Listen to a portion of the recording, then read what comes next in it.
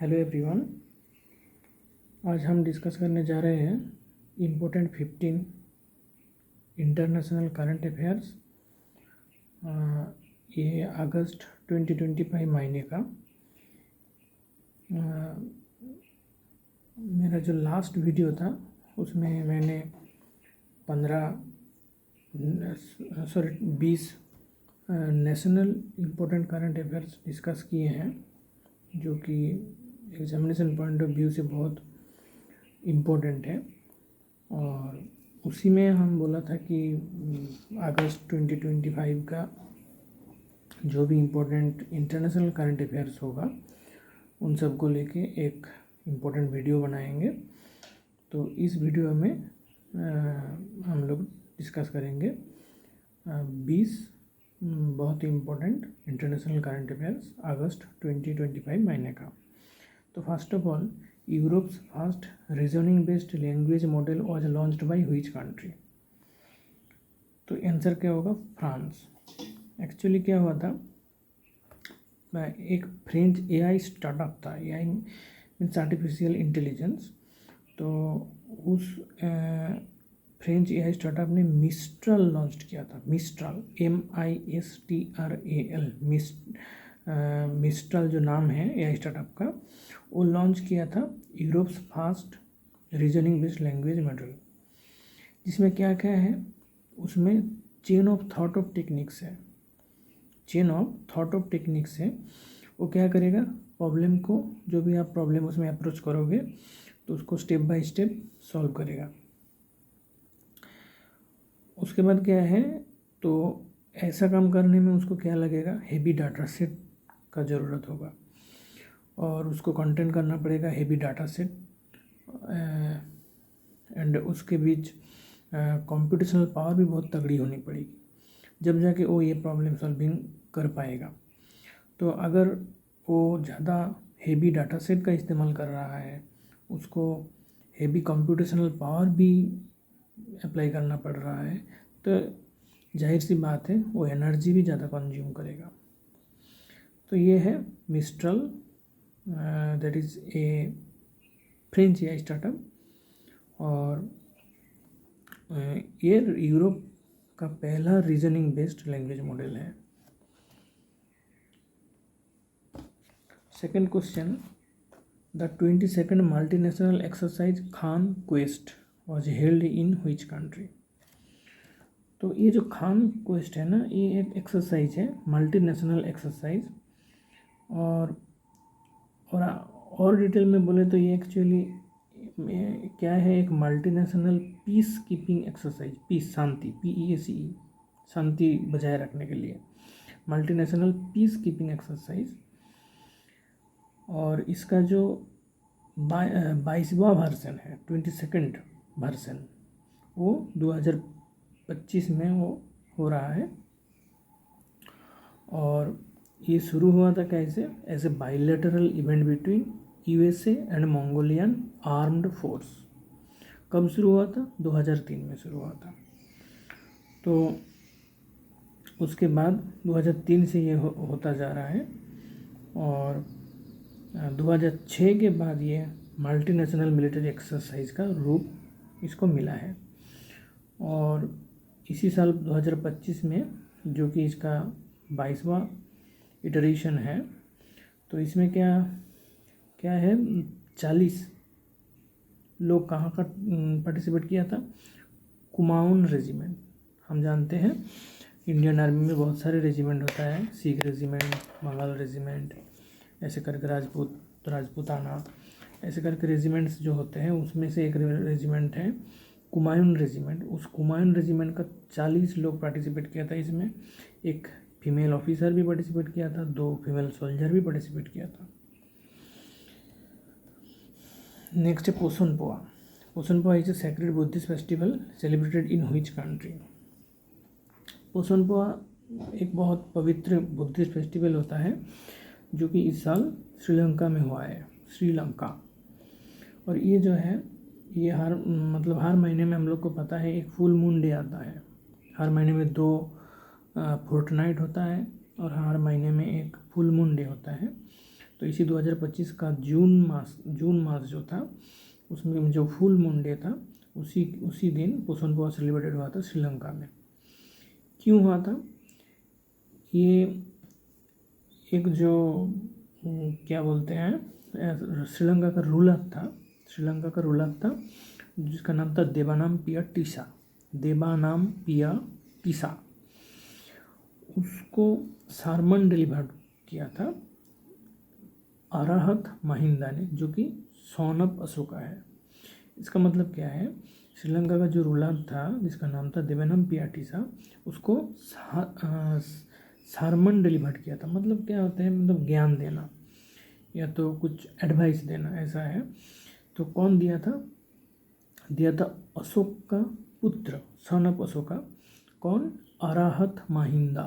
आप लोग जानते होंगे अशोक का जो सन था अराहत महिंदा, उन्होंने ही सरमन दिया था देवानाम पिया टीसा को, जो कि रूलर ऑफ श्रीलंका था। और इसी को याद रखने के लिए ये फेस्टिवल पालन किया जाता है, जो कि बुद्धिस्ट मतलब बौद्ध धर्म का बहुत पवित्र फेस्टिवल है।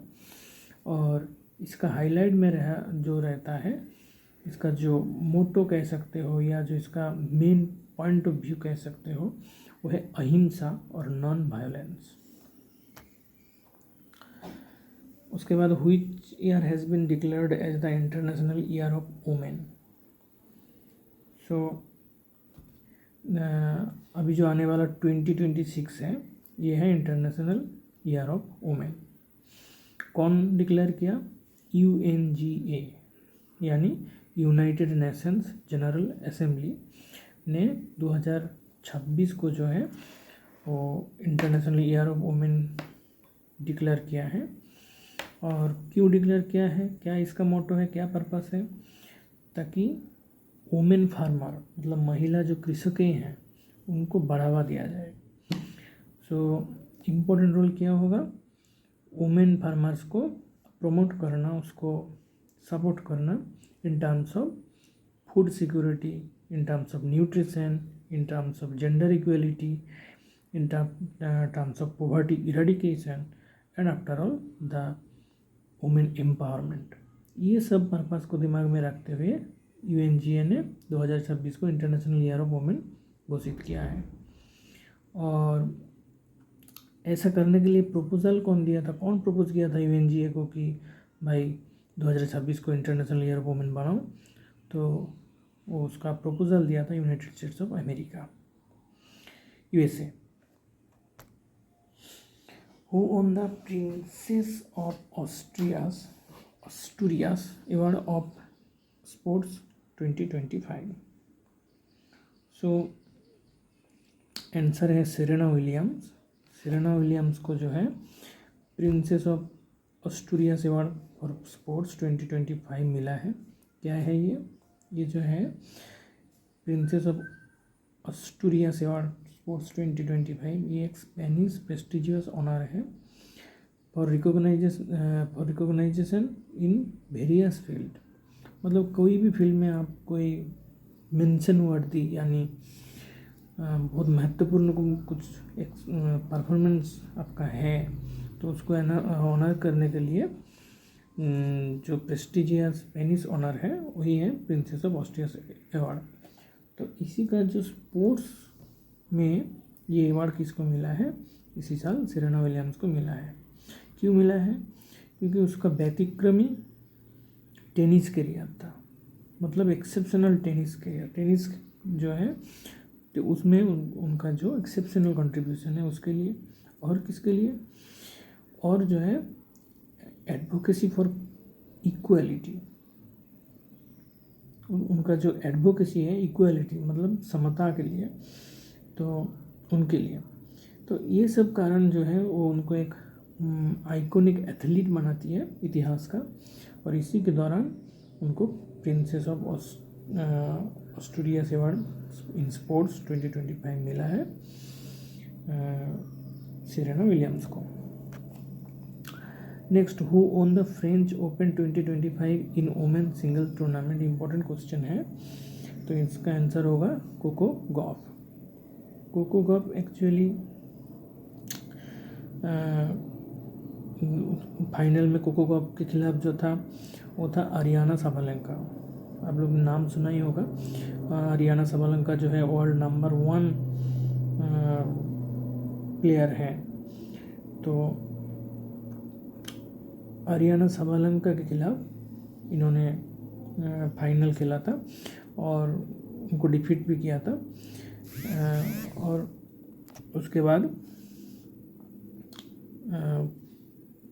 इन्होंने फाइनल जीता और पहली मतलब फ्रेंच ओपन में ये इनका पहला अवार्ड था। ठीक है, तो फर्स्ट फ्रेंच ओपन उन्होंने जीत लिया और ये उनका ज़िंदगी का सेकंड मेजर टाइटल है। पहला फ्रेंच ओपन है लेकिन मेजर टाइटल के हिसाब से ये सेकंड है। तो ये जो मिला उनको French Open 2025 women singles tournament का जो अवार्ड मिला, उनको सम्मान मिला, ये उसका फर्स्ट फ्रेंच ओपन है बट लेकिन सेकंड मेजर टाइटल है। और ये और एक गौर करने वाली बात ये है कि ये जीतने के बाद वो फर्स्ट अमेरिकन वुमेन बन गई जो सिंगल टाइटल में पेरिस में सिंगल टाइटल जीती है। तो she become the first American women बन गई जिन्होंने सिंगल्स टाइटल जीता है पेरिस में, क्योंकि इसके पहले 2015 में सेरेना विलियम्स जीती थी। ठीक है, 2015 में सेरेना विलियम्स जीती थी। उसके बाद पहली अमेरिकन वुमेन जो है वो है कोको गॉफ, जो वुमेन सिंगल टूर्नामेंट जीती है। नेक्स्ट है operation spider web was carried out by which country. Operation spider web ये यूक्रेन के एक प्लान्ड अटैक है इसके ऊपर, रसिया के ऊपर। एक्चुअली यूक्रेन का जो SBU है उन्होंने FPV के दौरान, FPV means first person view drones, FPV drone एक टाइप का ड्रोन होता है, उसके दौरान इन्होंने अटैक किया था। तो यूक्रेन का जो सिक्योरिटी सर्विस एजेंसी है उन्होंने ड्रोन अटैक किया। कैसा ड्रोन? FPV ड्रोन, मतलब फर्स्ट पर्सन व्यू ड्रोन। कहाँ अटैक किया? रसिया में 4 एयरबेस में। ठीक है, रसिया का 4 एयरबेस जो था उसमें इन लोगों ने अटैक किया और रसिया का 40 मिलिट्री एयरक्राफ्ट को इन्होंने डिस्ट्रॉय कर दिया। रसिया का जो है 40 मिलिट्री एयरक्राफ्ट को इन्होंने डिस्ट्रॉय कर दिया। और ये अटैक करने के लिए यूक्रेन 18 महीना का प्लानिंग बनाया था, ऐसे ऐसे नहीं कर दिया। 18 महीना का उन लोग का प्री प्लानिंग था। और इसमें क्या किया था इन लोगों ने? 100 यूक्रेनियन ड्रोन्स का इस्तेमाल किया था और उसके बाद उन्होंने डीप स्ट्राइक किया। और टारगेट किसको किया? Nuclear capable long range bombers. ऐसे आप लोग फ्रेज की तरह याद रखना, कभी ऑप्शन में आ जाए तो तुरंत दिमाग में आना चाहिए। तो इन्होंने 100 ड्रोन का इस्तेमाल किया। कैसा drone? First person view drone. और डीप स्ट्राइक किया रसिया में। टारगेट किसको किया? न्यूक्लियर कैपेबल, मतलब न्यूक्लियर वेपन रखने वाला, मतलब न्यूक्लियर वेपन को यूज़ करने वाला विथ न्यूक्लियर फैसिलिटीज़। तो nuclear capable long range bomber, nuclear capable long range bomber को टारगेट किया था। This was the operation spider web from Ukraine side against Russia. Next, which city hosted the first United Nations International Conference on Glaciers Preservation 2025? तो इसका सीधे सीधे इसका answer तो ड्यूशानबे है। थोड़ा बहुत उसके मिलते जुलते फैक्ट भी बता देता हूँ। तो पहला इम्पोर्टेंट क्वेश्चन तो ये है, जो इंटरनेशनल कॉन्फ्रेंस और ग्लेशियर्स प्रिजर्वेशन 2025 कहाँ हुआ है? ड्यूशानबे। ड्यूशानबे कहाँ की जगह है? ये ताजिकिस्तान की जगह है। ड्यूशनबे इज़ इन ताजिकिस्तान। और ये जो कॉन्फ्रेंस हुआ था, ये इसमें यूनेस्को और WMO का कोलाबोरेशन था। उन दोनों में कोलाबोरेशन हुआ था, जिसके दौरान इन कॉन्फ्रेंस हुआ था, UNESCO and WMO। WMO means world meteorological organisation. UNESCO तो आप लोग जानते ही हो। WMO वर्ल्ड मेटेरोलॉजिकल मतलब जहाँ पर वेदर वगैरह का चर्चा होता है, जिन लोग ने फोरकास्टिंग वगैरह करते हैं, लॉन्ग रेंज वेदर फोरकास्टिंग वगैरह जिन्होंने करता है, तो वर्ल्ड मेटेरोलॉजिकल ऑर्गेनाइजेशन यूनेस्को के साथ मिलजुल के ये कॉन्फ्रेंस बनाया था। और इन्होंने ही फाइनलाइज किया कि भाई 2025 को international year of glacier preservation बोला जाएगा। मतलब क्या है, ये जो हमारा 2025 चल रहा है, ये क्या है, ये है international year of glacier preservation. जैसे 2023 क्या था, इंटरनेशनल ईयर ऑफ मिलेट्स, ऐसे ही 2025 जो हम अभी बीत रहा है, ये क्या है, international year of glaciers preservation. Actually glacier जो है ना, ये 70% of planets fresh water content करता है। हम लोग को पता है कि हमारा जो अर्थ है, इसमें 25% ही लैंड है, बाकी 75% वाटर है। लेकिन ये जो पूरा वाटर है, इसमें ज़्यादातर मेरीन वाटर यानी सॉल्टी वाटर ही है, फ्रेश वाटर बहुत कम है। कितना है, तो फ्रेश वाटर, ये जो मेराइन वाटर का परसेंटेज बहुत ज़्यादा है, फ्रेश वाटर का परसेंटेज बहुत कम है। तो वो जो फ्रेश वाटर है जितना भी है, उसका 3% जो है ग्लेशियर कंटेंट करता है, ठीक है। और प्लैनेट का फ्रेश वाटर का जो परसेंटेज है वो है 70%। अबाउट 70% जो है प्लैनेट का फ्रेश वाटर है, उसका, सॉरी यहाँ पर थोड़ा गड़बड़ हो रहा है। पहले देखो, पहले क्या है, 25% जो है हमारा लैंड है, 75% वाटर है, ये हम लोग को पता है। अब ये जो 75% वाटर है, इसमें क्या है, इसमें ज़्यादातर मेराइन वाटर ही है या तो सॉल्टी वाटर ही है। ये 75% जो है टोटली, इसका 3% ओनली है फ्रेश वाटर, ठीक है। 3% है जो कि फ्रेश वाटर है। और उस 3% का 75% कंटेंट है कहाँ पर, ग्लेशियर में। मतलब समझ रहे हो, टोटल अर्थ में पानी कितना है, 75%। उसी 75% में 97% आप मेराइन सॉल्टी को दे दो, अब बच रहा है 3%। उस 3% हमारा फ्रेश वाटर है। उस 3% फ्रेश वाटर जो हमारा है, उसका, उस 3% का 70% वाटर ग्लेशियर में जमा हुआ है। बाकी जो हम यूज़ करते हैं, बाकी 30% हम यूज़ कर रहे हैं, बाकी 70% ग्लेशियर में जमा हुआ है। तो मतलब आप समझ सकते हो हमारा जो यूजेबल वाटर है उसका कितना परसेंट ग्लेशियर में जमा हो रखा है।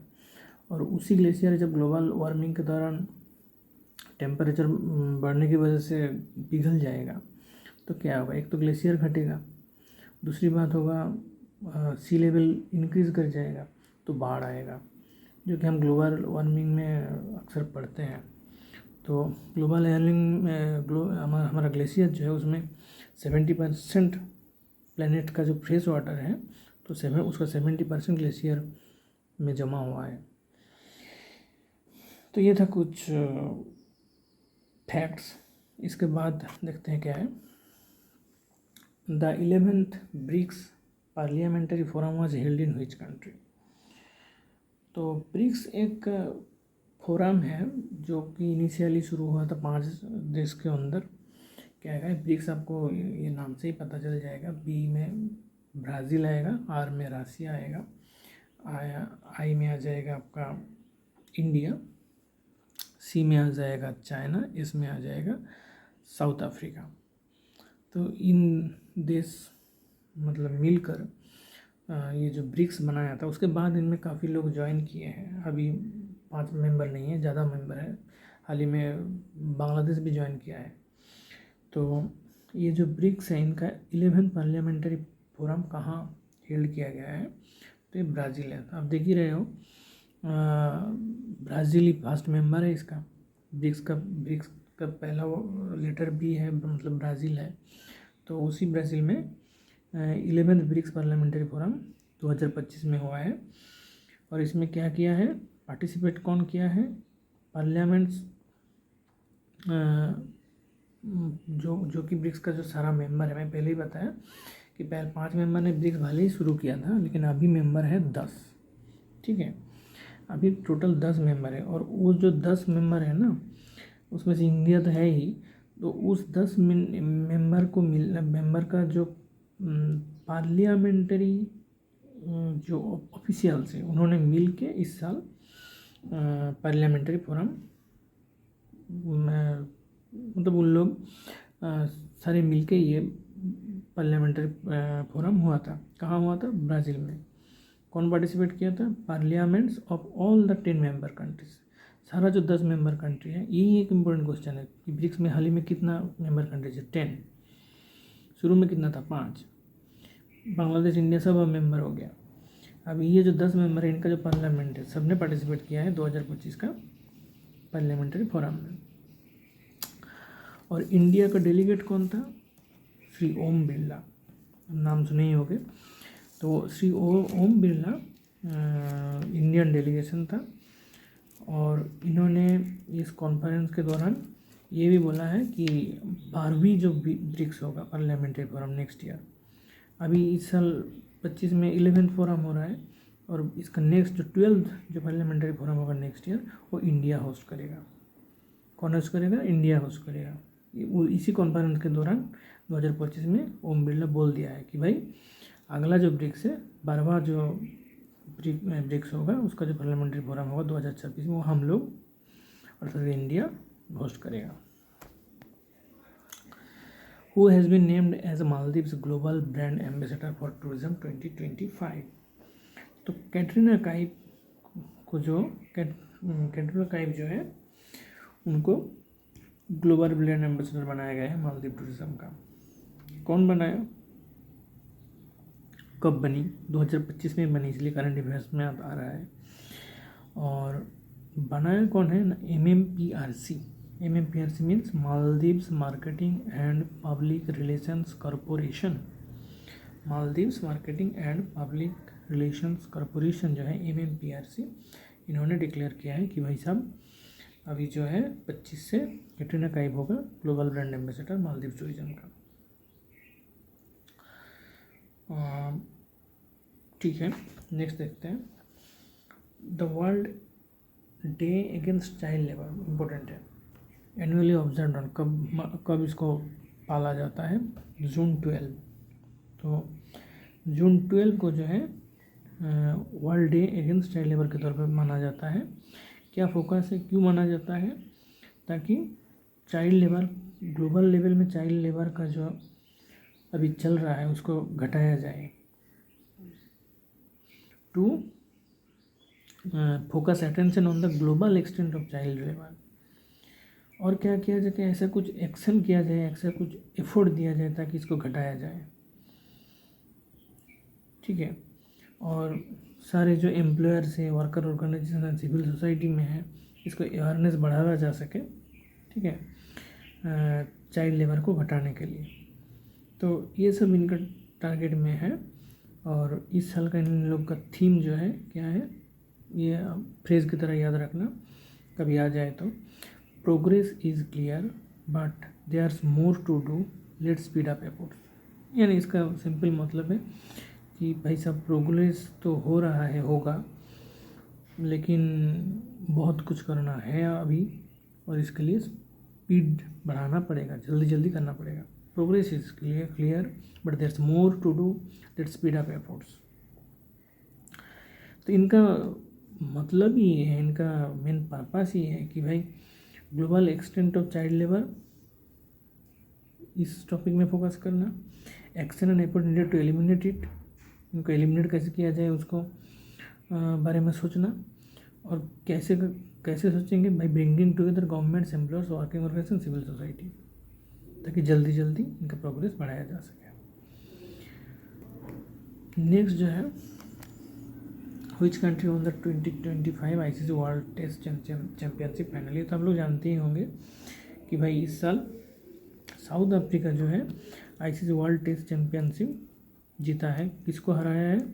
ऑस्ट्रेलिया को हराया है। कितना विकेट से हराया है? 5 विकेट से हराया है। कहाँ पर फाइनल मैच हुआ था? लॉर्ड्स क्रिकेट ग्राउंड लंदन, आपको पता ही है, बहुत फेमस स्टेडियम है लॉर्ड्स, वहीं पे हुआ था। किन किन के बीच हुआ था?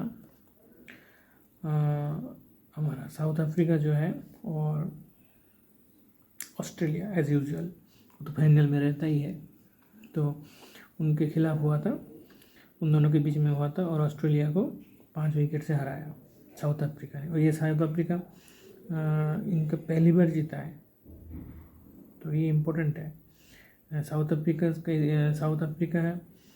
का ये फर्स्ट ICC टाइटल है। पिछला 27 साल देखा जाए, पिछला 27 साल का अगर हिस्ट्री आप देखोगे तो ये है उन लोग का, साउथ अफ्रीका का फर्स्ट ICC टाइटल। और इसमें जो है एडियन मार्क्रम जो है, एडियन मार्क्रम आपको पता ही है, बहुत अच्छा बैट्समैन है। IPL में सनराइजर्स हैदराबाद के उसमें खेला था लास्ट ईयर। तो एडियन मार्क्रम जो है इसमें एक बहुत शानदार सेंचुरी बनाया है। इस विनिंग टीम अर्थात साउथ अफ्रीका का कैप्टन कौन था? टेम्बा बाबूमा, आप लोग जानते होंगे, टेम्बा बाबूमा। और उसके बाद डे 4 जो था, आपको पता है टेस्ट क्रिकेट है तो एक दिन में थोड़ी ना होता है, 2-3 दिन 4 दिन चलता रहता है। तो डे 4 में 282 का जो टारगेट था साउथ अफ्रीका उसको हासिल किया और जीत लिया। साउथ अफ्रीका एक्चुअली चेज़ किया था, फास्ट बैटिंग ऑस्ट्रेलिया किया था, साउथ अफ्रीका चेज़ किया था और 282 का टारगेट था। तो डे 4 में 282 का जो टारगेट था इन्होंने हासिल कर लिया और 5 विकेट से हरा दिया ऑस्ट्रेलिया को और अपना पहला ICC टाइटल जीत लिया 27 साल के बाद। Which country hosted the global celebration of World Environment Day 2025? तो होस्ट कौन किया है? South Korea. तो वर्ल्ड एनवायरनमेंट डे कहाँ पर हुआ है इस साल? इस साल official celebration world environment day का हुआ है रिपब्लिक ऑफ कोरिया। और उसी में कौन सा स्पेसिफिक प्लेस का नाम जानना चाहोगे तो होगा जेजू प्रोविंस, जेजू JEJU, जेजू प्रोविंस कहाँ की? Republic of Korea. वहीं पे ऑफिशियल सेलिब्रेशन हुआ है किसका? वर्ल्ड एनवायरनमेंट डे का। और थीम क्या है, ये इम्पोर्टेंट है। थीम क्या है? Beat plastic pollution. तो अभी जो आपको पता ही है, काफ़ी साल से चर्चा चल रहा है कि भाई साहब प्लास्टिक पॉल्यूशन तो दिमाग ख़राब करके रखा है लोगों का, तो ये घटाना तो बहुत ज़रूरी भी है और प्रोपागेंडा काफ़ी सारा चलते आ रहा है। तो इसी साल 2025 में वर्ल्ड एनवायरनमेंट डे में इनका थीम भी रखा गया है कि बीट प्लास्टिक पॉल्यूशन। और ये हुआ था कहाँ पर? रिपब्लिक ऑफ कोरिया में। और रिपब्लिक ऑफ कोरिया का कहाँ, कौन सा जगह में? जेजू प्रोविंस। अब जो मेन टॉपिक था हम लोग कवर कर लिया है। अब और कुछ MCQ देख लेते हैं, कभी घुमा फिरा के आ जाए तो जैसे AI startup launch Europe's fast reasoning based language model. हम लोग पहले ही डिस्कस किया था कि भाई साहब यूरोप का जो पहला रीजनिंग बेस्ड लैंग्वेज मॉडल है वो फ्रांस ने बनाया था। और फ्रेंच का एक AI स्टार्टअप है जिसका नाम है मिस्ट्राल, मैं पहले ही भी बताया था। मिस्ट्राल इन्होंने लॉन्च किया है fast reasoning based language model.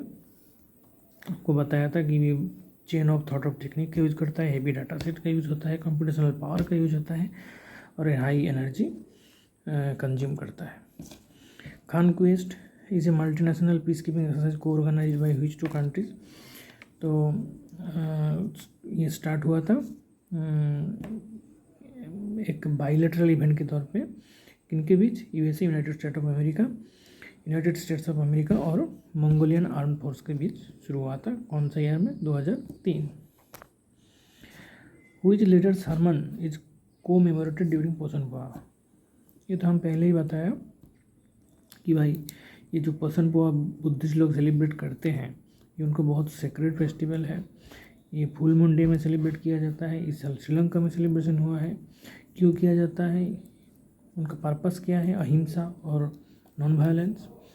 और किसको याद रखने के लिए किया जाता है कि अशोक का पुत्र सन कौन? अरहत महिंदा, जो सारमन यानी उपदेश या ज्ञान कहते हो दिया था। किसको दिया था? देवानंपियो टिसा। देवानंपियो टिसा कौन था? श्रीलंका का रूलर था। इनको जो सारमन दिया था उसी को याद रखते हुए ये पोसनपुआ सेलिब्रेट किया जाता है। Which organisation declare 2026 as international year. ये हम पहले ही बोल दिया था कि इंटरनेशनल ईयर ऑफ वुमेन जो है 2026 को डिक्लेयर किया है। कौन किया है? यूएनजी का full form United Nation General Assembly. और इसको प्रपोजल कौन दिया था? USA, United States of America. Coco Gauff defeated which player to win French Open 2020 में? Ariana Sabalenka. कोको गॉफ दुनिया का नंबर 1 जो आरियाना साबालेंका है उनको हराया वुमेन सिंगल्स में, ताकि वो अपना फर्स्ट फ्रेंच ओपन जीत पाए और सेकंड मेजर टाइटल जीत पाए। ये कोको गॉफ का ज़िंदगी में पहली फ्रेंच ओपन था और दूसरी मेजर टाइटल था। Operation spider web destroyed how many aircraft? 40। Operation spider web जो कि यूक्रेन के द्वारा किया गया था। क्या यूज़ किया था? FPV यानी फास्ट पर्सन व्यू ड्रोन। और इन्होंने 4 जो एयरबेस है रसिया का उन 4 एयरबेस को टारगेट किया था। 40 मिलिट्री एयरक्राफ्ट डिस्ट्रॉय किया था। और मेन टारगेट इन लोग का क्या था? Nuclear capable long range bombers को टारगेट किया था इन लोगों ने, और 40 मिलिट्री एयरक्राफ्ट को डिस्ट्रॉय किया था।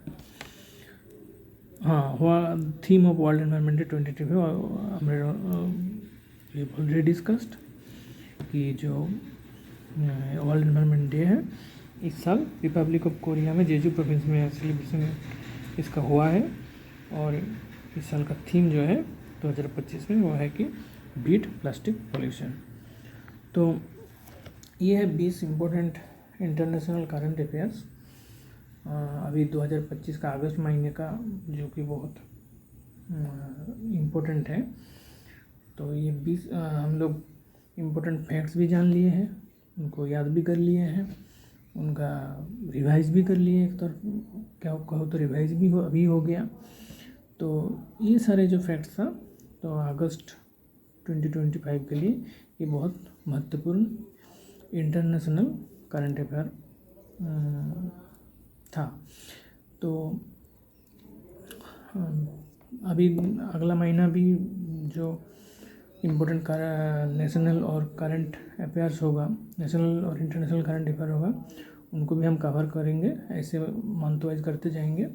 और उसी के बीच भी जो इम्पोर्टेंट फैक्ट्स आता रहेगा साइंस आर्ट्स कल्चर को लेकर के, तो उन सब को हम लोग कवर करेंगे। और नेशनल करंट अफेयर जो है अगस्त 2025 का, वो मैंने ऑलरेडी डिस्कस कर रखा है। मेरा पिछला वीडियो में मैं डिस्कस कर रखे हैं उसको, तो उसको आप जाके देखो वो, क्योंकि नेशनल करंट अफेयर्स बहुत इंपॉर्टेंट होता है। इंटरनेशनल से ज़्यादा नेशनल का क्वेश्चन आता है करंट अफेयर्स में। और इस महीने का जो important current affairs international current affair तो हम कवर कर दिया इस वीडियो में। अब अगले महीना भी ऐसे ही कवर करेंगे। तो ठीक है, thank you very much for your kind attention. और आप चैनल को सब्सक्राइब कीजिए, लाइक कीजिए, शेयर कीजिए और stay tune for the upcoming videos in the field of general knowledge and current affairs. Thank you all.